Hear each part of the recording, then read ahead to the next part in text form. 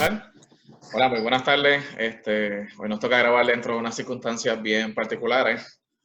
Conmigo me acompaña el licenciado José Javier Lamas Rivera, la licenciada Xiomari Nieves Miranda, Camilo José Miguel Bosque, que es nuestra representación estudiantil aquí en el Colegio de Abogados. ¿Cómo estamos hoy? Saludos, buenas tardes a todos y todas. Buenas tardes. Buenas tardes desde la cuarentena. No estoy en el colegio de verdad. No, evidentemente. El Colegio de Abogados se encuentra cerrado en términos de sus facilidades físicas, pero está trabajando remoto. Todavía las comisiones y el personal del colegio sigue trabajando, al igual que el del Instituto de Educación Práctica y del Instituto de Notariado puertorriqueño. Ahora bien, nos tocó esto del coronavirus. Yo creo que es la segunda situación que nos pasa dentro de los últimos 3 años. Primero fue el huracán María, que paralizó prácticamente a Puerto Rico. Y ahora el coronavirus, la amenaza del coronavirus nos está paralizando de una manera preventiva. Según lo que tenemos entendido hasta ahora, se han confirmado solamente 6 casos. La gobernadora de Puerto Rico, Wanda Vázquez, pues entonces decretó un tipo de curfew, un tipo de toque de queda. Un toque de queda, la palabra correcta, donde entonces ahora mismo las personas no pueden salir de su casa, al igual que después de las 9 de la tarde hasta las 5 de la mañana. Nadie puede estar por las calles a menos que sea una persona que trabaje en uno de los que consideraron servicios esenciales. Ahora bien, ¿qué nos pasa a nosotros? Nosotros los abogados que tenemos técnicamente tenemos los tribunales cerrados, muchos tenemos oficina propia y tenemos propio sustento. ¿Cómo esto nos va a afectar a nosotros? ¿Cómo ustedes quieren opinar sobre el respecto? Hablando un poco sobre la situación que estamos enfrentando los abogados y las abogadas, ¿verdad? En esta nueva realidad, en efecto, a raíz del toque de queda, pues, ya que los tribunales están cerrados, prácticamente la gran parte, me atrevería a decir 3/4 partes o más de lo que es la profesión legal, pues está detenida, salvo ciertas excepciones, ¿verdad? Órdenes en cuanto a regla 6, lo que vendría siendo órdenes de protección, etcétera. Pero todos los casos prácticamente están detenidos. De hecho, hemos recibido algunas notificaciones de tribunales señalando vistas, ¿verdad? Hasta un tiempo más allá, dado que no sabemos cuánto tiempo vaya a tomar esto, si se va a extender el toque de queda. Okay. Y pregunta que hago. Los tribunales no están operando, con excepción de solamente situaciones especiales. Correcto. Según la resolución que bajó del Pleno del Tribunal Supremo, se están atendiendo solamente lo que es regla 6, arrestos que ocurran durante este periodo, algunas órdenes de protección, algunos temas que son de familia, que son asuntos de menores, por ejemplo, que no pueden aguantar, y todos se están trabajando a través de sala de investigaciones en los tribunales, que es una de las medidas que se ha tomado en otras circunstancias, en otras situaciones, como por ejemplo, pues, después de los huracanes Irma y María.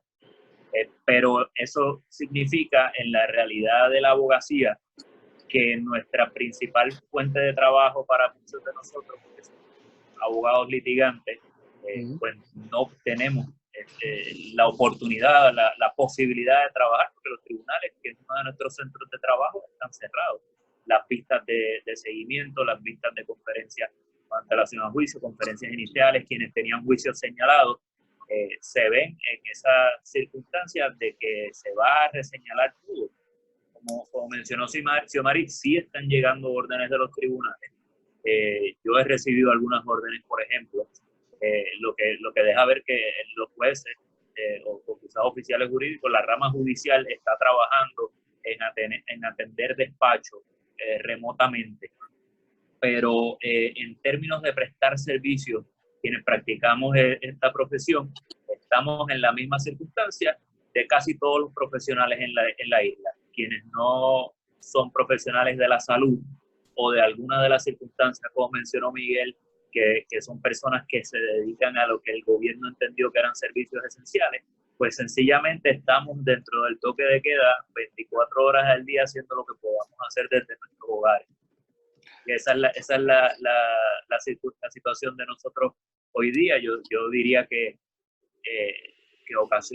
causa miedo, o sea, incertidumbre, qué es lo que va a pasar con nuestras prácticas profesionales, qué es lo que va a pasar con nuestros clientes, cómo vamos a generar ingresos en este periodo, qué sucede si se extiende el periodo del toque de queda.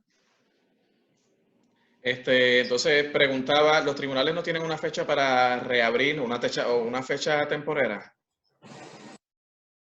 Yo entiendo que hasta el momento lo han paralizado o lo han mantenido el cierre hasta el 30 de marzo, que es la fecha en que, según la orden ejecutiva de la gobernadora, se supone que se levante el toque de queda, el cese de operaciones, si no ocurre algo que lo altere o lo extienda. Así que mínimamente hasta el 30 de marzo, espacio de 2 semanas, pues vamos a estar sin esa posibilidad. Lo mismo ha hecho la Corte Federal para el Distrito de Puerto Rico y lo mismo han hecho literalmente todas las instituciones que ofrecen servicios legales, como es nuestro Colegio de Abogados y Abogadas, por ejemplo, se encuentra cerrado. Y en esa realidad es que nos toca construir qué es lo que vamos a hacer y a dónde nos movemos de aquí para adelante. Sí, definitivamente. ¿Iba a hacer algo, Camilo? Sí, me gustaría abundar un poco sobre el tema, ¿verdad? Lo estamos viendo desde el punto de vista del abogado, pero también algo que me preocupa es desde el punto de vista de, por ejemplo, las personas que están sumariadas, en espera de una vista preliminar, en espera, ¿verdad?, de que se vea su caso. Como ocurrió para el huracán María, hubo varios recursos de habeas corpus en los que se extendía, ¿verdad? Esa persona estaba más de 6 meses sin que se viera su caso. Así que como estamos en una situación de emergencia, ¿no? Y en una situación en la que es de incertidumbre, porque no sabemos cuándo esto va a parar. Vimos recientemente en Italia que aumentó de la noche a la mañana 300 y pico muertes en un día. O sea, hay que tener y hay que ver esa otra realidad de cómo procesalmente se va a estar trabajando, ¿verdad? Luego de pasar la emergencia, imagínate que esta emergencia dure más de lo que esperamos que no, obviamente, pero esa realidad, esa persona que está sumaria en espera de que se vea su caso, que se atienda, que se cumpla con el requisito constitucional de un juicio rápido, pues eso está, ¿verdad?, en que se pone en el tintero también en cuanto al derecho penal hablando. Así que nada, esa es un poco mi preocupación en ese aspecto, porque sí, cuando el huracán María, el Supremo, varios casos de habeas corpus. Entonces, pregunto, ¿la ciudadanía cuando que requiera servicios a abogados como tal? Por ejemplo, a mí me han consultado varias personas para ver si yo pudiese otorgar alguna escritura pública o alguna affidavit, etcétera, los que son notarios. Hoy estábamos hablando con el director de Odin y nos dijo que verdaderamente el problema que había como tal era simplemente, pues, no era que hubiese un problema de otorgar la escritura o X declaración jurada, el problema serían dos. Si tienen los sellos disponibles, por ejemplo, los sellos las estampillas que uno tiene que cancelar, y segundo es violar esto que le queda, en este caso. Pero respecto a eso, pues aquí los que somos más notarios que abogados como yo, pues tenemos un problemita. ¿Alguien tenga algo más que comentar sobre este tema en particular? Sí, Miguel, yo soy notaria. Yo por ahora yo no estoy otorgando nada, ¿verdad? Y sí se ha discutido en varios foros y entre la comunidad jurídica que hay mucha incertidumbre, porque, por ejemplo, en casos de autorización de tratamientos, ahora mismo en casos de custodias, entre otros, que a lo mejor se requiera, ¿verdad?, algún tipo de escritura, algún poder, pensando tal vez en los adultos mayores, quienes no pueden, por instrucciones, ¿verdad?, del gobierno, no pueden salir o abandonar, aunque sea con familiares, esos hogares, por temor a que, como son una población vulnerable, se puedan contagiar o son más propensos a que se contagien con el coronavirus. Y estas personas requieran algún tipo de poder, ¿verdad? O alguna escritura. ¿Qué hacemos nosotros, los notarios y las notarias, cuando se emitió una instrucción, cuando existe un toque de queda, el riesgo que nosotros, dando fe de un documento, ¿verdad?, que después requiere una notificación al Tribunal Supremo, etcétera, todo ese rigor, y nosotros estamos indicando de manera expresa el lugar, la fecha, incluso hasta ahora, en casos de testamento, cuando se otorgó. Así que, según, ¿verdad?, se ha compartido en otros foros y con la comunidad, pues, los notarios y las notarias, hasta donde sé, no estamos otorgando ni declaraciones juradas ni escrituras. Sabes que no había pensado en eso de que estamos técnicamente declarando hora, lugar y fecha dentro de un toque de queda. Supongamos que la escritura se otorgó a las 9:01 de la tarde, de la noche. ¿Qué estará pasando en ese tipo de situación? No Mire, a mí alguien me hizo una consulta el mismo día, bueno, el día después que salió la orden, que fue ese lunes que todos estábamos reagrupándonos para ver cómo íbamos a organizarnos en la semana y qué íbamos a hacer, qué trabajo podíamos hacer desde nuestras casas. Y obviamente hay muchos de los aspectos del notario, que el notario puede dar fe desde su casa. Y mi preocupación fue la siguiente, y tiene que ver con un tema que probablemente vamos a discutir más adelante, que tiene que ver con la vaguedad que tiene esa orden ejecutiva en cuanto a lo que permite y lo que prohíbe, y la conducta que prohíbe y cuáles son las consecuencias. Y hay distintas interpretaciones sobre el asunto. Tomar una declaración jurada, por ejemplo, en mi casa, donde yo doy fe de un hecho, probablemente no me exponga a una multa o un término de cárcel por estar irrumpiendo el toque de queda. Primero, porque el toque de queda no define ni prohíbe cuáles son con especificidad, cuáles son esos contornos en los que yo no puedo ejercer la profesión, y realmente lo que busca impedir es que hayan agrupaciones o actividades que hagan un llamado que permitan que muchas personas coincidan en un mismo lugar y permitan convertir eso en un foco de contagio para permitir que siga este virus infectando a más personas. Y precisamente lo que busca una medida como esta, que ha sido controversial y que todos nos ha afectado de una manera u otra, lo que busca es tratar de lo que le llaman aplanar la curva, que haya menos contagios. Y en la medida de que los contagios dejen de dispararse, que nos mantengamos en 5 o 6, y eso nos lleva a otra serie de temas que capaz que exceden en el ámbito de lo jurídico, que tienen que ver con si se están haciendo las pruebas, si no se están haciendo las pruebas.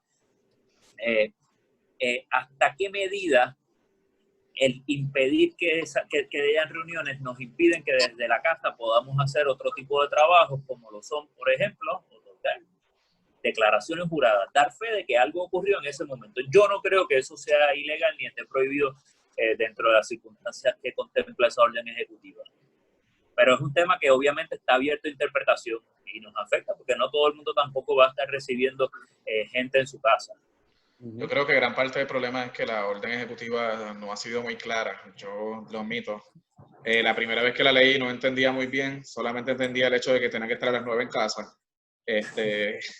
Y que todo lo demás iba a estar cerrado, excepto lugares de comida con take-out o delivery, y que yo tenía que trabajar desde casa. Eso es lo único que yo por lo menos pude. Oye, y yo creo que hay que cuestionarse también, por ejemplo, en la medida que el tribunal ha determinado que va a haber una serie de casos. Si a mí alguien me contrata para ver una regla 6, para alguien que lo van a atender en sala de investigaciones, yo no sé si yo puedo abrir mi oficina para prepararme para darle servicio legal a las personas que el tribunal entendió que hay que procesarlo, porque es parte del acceso a la justicia, es parte del ordenamiento jurídico que se mantiene vigente con esta orden ejecutiva. Hay muchas lagunas en esa orden y hay muchos aspectos que inciden sobre la práctica de la abogacía que no están claros. y Lama menciona, ¿verdad? Y la orden ejecutiva no define ampliamente lo que es un servicio esencial, porque, por ejemplo, un servicio esencial podría ser usted como licenciado prepararse para comparecer con una regla 6 en la oficina. O sea, obviamente, la gobernadora ha sido muy clara en ese sentido, que lo que no está en esa orden ejecutiva, pues no es una excepción y entonces está cubierto y tiene que estar cerrado. Pero en ese sentido y en lo que usted muy bien menciona es cómo yo, abogado, puedo entonces prepararme para una regla 6, porque yo tengo que cumplir, yo me tengo que preparar, yo no puedo ir a la sala de investigación y decir, bueno, pues nada, no me puedo preparar, vamos a verlo con lo que tengo. No, porque entonces yo tengo un código de ética que tengo con lo que tengo que responder, ¿me entiendes? O sea que eso es una laguna bien interesante, bien importante, y ahora ¿verdad? Podemos enlazar lo que recientemente salió en la resolución en la que el Pleno del Tribunal Supremo hizo la suspensión de los términos judiciales hasta, me parece que fue hasta el 16 de abril, si no me equivoco, ¿correcto? Correcto. Entonces, en la que el honorable juez Martínez Torres expone en una opinión conforme, en una nota de conformidad, en la que establece que no se une necesariamente a que es una orden ejecutiva que podría adolecer, ¿no?, efectos constitucionales y obviamente sobreextensión y amplitud, todo tipo de cosas. Utilizó dos palabras en las que planteó esa preocupación. Pero yo, mediante una retrospección y un análisis, digo, bueno, pues en una situación de emergencia, un tribunal que aplica, ¿verdad? Obviamente esa orden ejecutiva se presume constitucional. Cuando se va a plantear una controversia sobre esa orden ejecutiva, aplicaría un escrutinio estricto y habría que ver entonces si el Estado tiene alternativas menos onerosas y si no las tiene, pues si esa es la única alternativa que en este caso el Ejecutivo tendría, porque obviamente hay unos derechos, el derecho a la libertad de las personas, el libre movimiento, el derecho a asociarse libremente, son derechos que están restringidos y ni siquiera se ha activado una ley marcial. ¿Qué creen? Con relación a la resolución, ¿verdad?, y las expresiones del juez Martínez del Tribunal Supremo, en efecto, probablemente esta situación pueda culminar en los tribunales. Ya hemos visto cómo policías han intervenido con muchas personas. Inicialmente fue alguna advertencia, ya hay algunas que han sido arrestadas, entre otras cosas, así que podría haber, ¿verdad?, ese espacio para que se cuestione la constitucionalidad de esta orden ejecutiva a la situación que estamos enfrentando. Ciertamente yo creo que el país está en una emergencia y que hay que tomar unas medidas para proteger la salud del pueblo y de todos los habitantes de Puerto Rico. No obstante, hay unas lagunas o unas áreas que entiendo que sí se pueden delinear. Hemos visto como esa orden ejecutiva posterior a ella se han promulgado otras, por ejemplo, entre ayer hoy me parece que se promulgó una orden ejecutiva para abarcar el tema de las personas sin hogares. Y es algo, tan pronto salió inicialmente la orden ejecutiva, es algo que se me vino a la mente. Yo digo, el Estado le está imponiendo el toque de queda a todos los habitantes del país. No obstante, ¿qué hacemos con todas las personas sin hogar que no tienen un techo para resguardarse y cumplir con ese toque de queda, verdad? ¿Cómo la policía o los agentes del orden público van a intervenir con estas personas que simplemente están ejerciendo su derecho? Es un derecho el vivir en las calles, ¿verdad? Así que eso tengo entendido que, como mencioné, entre ayer y hoy se trabajó mediante una orden ejecutiva, y así hay otros asuntos como, por ejemplo, el tema de lo que es la violencia doméstica, en el que ya más de 30 organizaciones que abogan por los derechos de las mujeres han hecho el llamado al gobierno de que esa orden ejecutiva no está contemplando el riesgo que se está enfrentando las víctimas de violencia de género.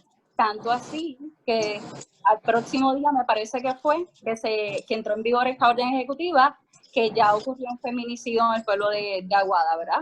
Así que son varios asuntos. Obviamente estamos en una emergencia, no va a ser perfecta, pero entiendo que hay algunas áreas que se pueden delinear. Yo estoy de acuerdo con todo lo que han planteado en cuanto a las variedades que tiene y las lagunas que tiene esta orden ejecutiva. Y yo soy una de las personas que ha planteado que la orden tiene problemas, porque es que los tiene. Pero yo quiero dejar también mi posición en el récord de la historia, como uno dice. Yo entiendo lo que está pasando. Yo entiendo lo que está pasando, no solamente en Puerto Rico, y lo que está pasando en todo el mundo. Una situación de una pandemia, quizás una de las circunstancias más peligrosas de película que puede enfrentar un gobernante, y no debe ser fácil ensamblar esas herramientas para atacarlo. Y ciertamente han habido deficiencias en cómo se ha atendido, y yo creo que va a haber un momento para señalarlas, para cuestionarlas incluso en los tribunales. Yo no creo que este sea el momento. El momento ahora es de que todos llamemos al respeto por las condiciones de dignidad más básicas, que es evitar que este virus, esta enfermedad, siga contagiando a más personas, y tratar de lograr colectivamente que podamos llegar a un punto donde podamos regresar a la normalidad. ¿Qué sucede? Van a ver, cuando lleguemos a ese punto de una relativa normalidad, vamos a tener que enfrentar las consecuencias de lo que ocurrió por las personas que detuvieron, las personas que multaron, las personas que ahora se ponen a esas cosas. Yo creo que ese va a ser el momento en donde vamos a tener, y el Colegio de Abogados y Abogadas probablemente tenga que jugar un rol en cuanto a establecer o ayudar a definir cuáles son los contornos de debilidad que tenía esa ley. Pero quería dejar ese comentario porque una de las preocupaciones, y yo sé que esta patente tiene que ver con la normalización del ejercicio del poder del Estado para prohibirnos hacer cosas que son derechos individuales, y cómo eso lo balanceamos con las necesidades de salud, la emergencia que estamos viviendo. Yo creo que de pronto va ganando el efecto que tiene, nocivo que tiene este virus, pero no podemos dejar de ser vigilantes de cómo esto afecta a nuestros derechos individuales y civiles. Correcto. Bueno, estamos un poquito limitados de tiempo, solamente porque como estamos en situación de emergencia, solamente nos permiten grabar media hora. Esto no es una conversación de media hora, una conversación de horas y probablemente múltiples episodios. Vamos a seguir ahora aprovechando este tiempo de encierro para seguir transmitiéndole más temas de interés, particularmente relacionados con esto del coronavirus, la profesión legal y cómo nos afecta. Nada más nos queda despedirnos. Por favor, despídanse y díganle adiós a los radioescuchas o a los teleescuchas, como sea. Bueno, muchas gracias por la oportunidad. Este es mi primer episodio en el podcast del colegio, y nada, espero seguirlos viendo, y que prontamente nuestra grabación sea junto en la ilustre sede del colegio. Así que, pero para eso necesitamos, ¿verdad?, tratar de seguir las instrucciones y quedarnos en casa, que es lo importante. Gracias a todos los que nos han sintonizado. Esto es un podcast de punto suspensivo de verdad, en estado de emergencia. Vamos a seguir aportando. Gracias a todos por sintonizarnos. Nos estamos reinventando ante esta nueva realidad. Esperemos que la podamos sobrellevar, ¿verdad? Y pasar este proceso pronto, que todos y todas gocemos de salud. Así que nada, cooperar, ¿verdad? Para que no se extienda el toque de queda y todo pase rápido. Sí. Bueno, muy buenas tardes a todos. Las manos.